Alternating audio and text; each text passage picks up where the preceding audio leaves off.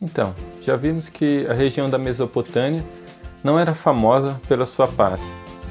E às vezes o povo daquela região ficava dentro das muralhas esperando a guerra passar, ou quando tinha oportunidade, fugiam para outro lugar. Até que por volta de 1792 a.C., Hammurabi herda o trono da Babilônia, e ele começa a expandir seu reino ao sul da Mesopotâmia. Hammurabi acreditava que o deus Marduk o queria como rei.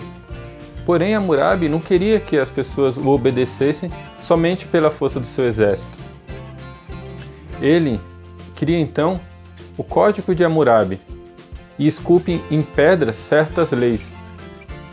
E essas leis, diferentes de todas da época, serviam para todos, tanto para os pobres quanto para os ricos. Não havia distinção. Hoje essas regras podem nos parecer muito obsoletas, mas do ponto de vista histórico foi um grande avanço. Eu vou ler algumas. Na página 65 do livro diz: se alguém cortar uma árvore na terra de outra pessoa, pagará por ela. Se alguém for descuidado ao regar os seus campos e inundar o campo de outra pessoa por acidente, pagará pelo grão que arruinou. Se um homem quiser expulsar seu filho de casa, ele precisa ir até um juiz e dizer: não quero mais que meu filho more em minha casa. O juiz ouvirá as razões. Se as razões não forem boas, o homem não poderá expulsar o seu filho. Se o filho fizer algum grande mal ao seu pai deverá perdoá-lo pela primeira vez. Mas se ele fizer algo mal 2 vezes, seu pai poderá expulsá-lo. Se um ladrão rouba uma vaca, uma ovelha, um burro, um porco ou uma cabra, ele pagará 10 vezes mais do que valem. Se ele não tiver dinheiro para pagar, ele será morto. Olho por olho e dente por dente. Se um homem tirar o olho de outro homem, que arranque o próprio olho. Se ele quebrar o dente de outro homem, que quebre o próprio dente. Se ele quebrar o osso de outro homem, que quebre o próprio osso. E assim continuam as regras.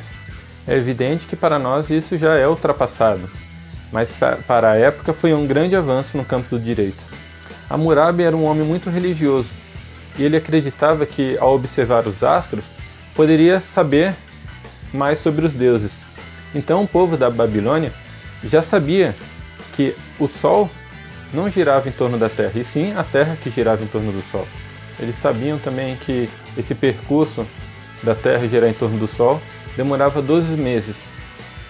Então os babilônios contribuíram tanto para a ciência, tanto quanto para o direito. Ao norte da Mesopotâmia, na cidade de Assur, Sansíade é então o rei da região.